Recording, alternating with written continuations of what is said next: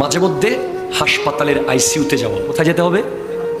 হাসপাতালের আইসিইউতে, যেখানে প্রতি মুহূর্তে মানুষ মারা যাচ্ছে, অক্সিজেন লাগিয়ে রেখেছে, একদম জওয়ান জওয়ান, ডক্টর সিনার উপরে চাপ দিচ্ছে, রু ফেরত আসে কিনা।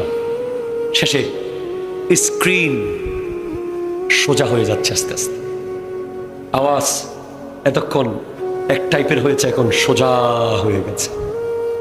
ডক্টর সমস্ত সম্পর্ক শেষ নতুন রোগীর সাথে, জাস্ট একটা লাইন বলেছে, উই আর সরি, আমরা ওনাকে বাঁচাতে পারলাম না।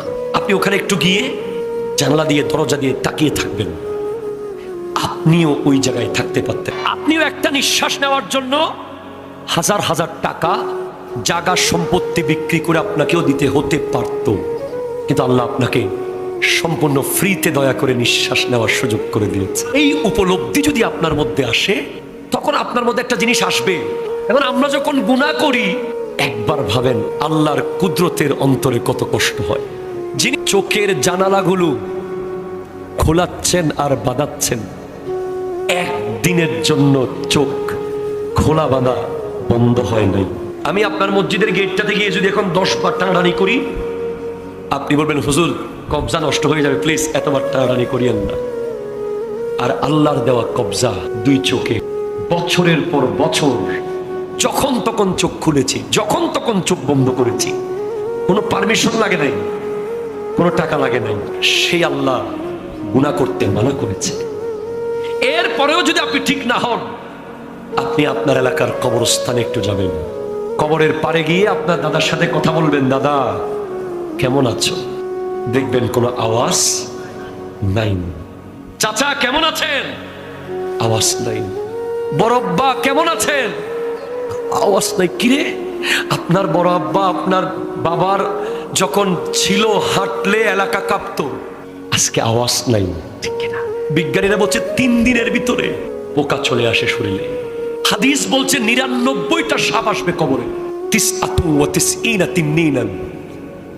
গুনাহ করার আগে ভাববেন, আপনার বেডরুমে একটা সাপ ঢুকলে আপনি আর সারা রাত ঘুমাইতে, যতক্ষণ নিশ্চিত হন না এই সাপটা মেরে ফেলেছি অথবা বের করে দিয়েছি। 100 স্কয়ার ফিটের এই দিক থেকে এদিকে দৌড়াদৌড়ি করে নিজেকে বাঁচানো যায়।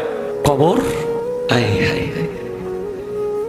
ছোট্ট, 99টা সাপ ঢুকলে ওখানে আর কোনো জায়গা থাকবে না। মুখ দিয়ে ঢুকে যাবে, পেট দিয়ে বের হবে, পেট দিয়ে ঢুকে যাবে, নাক দিয়ে বের হবে। এমন বহু দৃশ্য পৃথিবী দেখেছে। 99টা লাগবে না, একটা যথেষ্ট। একটা সাপ কবরে বসে আছে, কাকে ডাকবেন? কি দিয়ে মারবেন সেটাকে? কোথায় দৌড় দিবেন? একটা গুনাহ যখন বান্দা করে, কলবে একটা দাগ পড়ে যায়। চশমার মধ্যে একটা দাগ পড়লে দেখি, 2টা দেখি, 10টা পড়ে গেলে আর দেখবো না, গ্লাস পাল্টে ফেলতে হবে। কলবেও গুনাহ এত খারাপ জিনিস, একটা গুনাহ একটা দাগ, 2টা গুনাহ 2টা দাগ, 3টা গুনাহ 3টা দাগ। এক সময় লাহুম কুলুবুন লা ইয়াফকাহুন, ওই কলব আর কোনো কিছু বাস বিচার করতে পারে না। সে তখন মানুষ মেরে ফেলে হেসে হেসে, সে তখন জুলুম অত্যাচার করে হেসে হেসে, কোনো আফসোস আর থাকে না। কলব মরে গেছে। তাদের চোখ থাকে, তারা আর কোরআন হাদিস দেখে না। তাদের কান থাকে, তারা আর শোনে না। ওয়ালাকাদ জারাআনা, তাদের জন্য আল্লাহ জাহান্নাম বানিয়ে রেখেছে। লাভা, ওই যে আগ্নেয়গিরি আছে পৃথিবীতে, আগ্নেয়গিরি, ওসব জায়গায় ড্রোন ক্যামেরা পাঠিয়েছে বিজ্ঞানীরা ওখানকার ছবি তোলার জন্য। ড্রোন গলে গেছে, আগুনের সাথে লাগতে হয় নাই, বহু উপরে ড্রোন, নিচে আগুন। আগুনের গরমের তাপে ড্রোন ক্যামেরা গলে গেছে। আর জাহান্নামের আগুন, হযরতে রবি বিন হুসাইন ঘরের মধ্যে কবর করেছিলেন আল্লাহর ভয়ে। জিজ্ঞেস করেছিল, এত ভয় আপনি আল্লাহকে কি দেখে পাচ্ছেন? বলে আগুন দেখে। বলে কিসের আগুন? কামারের দোকানের আগুন। কামারের দোকানের আধা ঘন্টার আগুন যদি লোহাকে গলিয়ে ফেলতে পারে, জাহান্নামের আগুন আমি কেমনে সহ্য করব, যেটা 3000 বছর ধরে জ্বলছে। খবরদার, জাহান্নাম দূরে আছে, কবর নিয়ে ভাববেন। এই মুহূর্তে রাতের 1টা বাজে যদি আপনাকে কেউ বলে কবরস্থানে গিয়ে বসে থাকেন, কেউ যাবে না। কিন্তু নিচে যখন চলে যাব, থাকতে হবে। জানালা নাই, দরজা, ভেন্টিলেটর নাই, কেউ শুনবে না, সবাই দুনিয়াদারি করবে।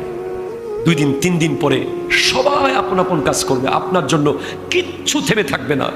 এজন্য পৃথিবীতে 3টা জিনিস নিজের: যা নেক আমল করেছেন নিজের, যা সফর করেছেন নিজের, যা খেয়েছেন নিজের, বাকি সব অন্যের।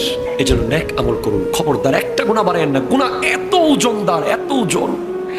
একটা মিথ্যা কথার ওজন কত যদি বলতে পারতাম, বুঝাইতে পারতাম, 1000 মানুষ পেলে একটা মিথ্যার ওজন আলগাইতে পারবে না।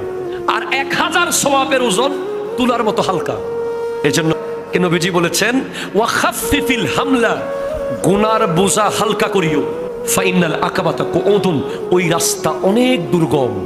এত বোঝাওয়ালা ওজন নিয়ে যেতে পারবে। আল্লাহ আমাদেরকে গুনাহ থেকে বাঁচার তৌফিক দান করুন।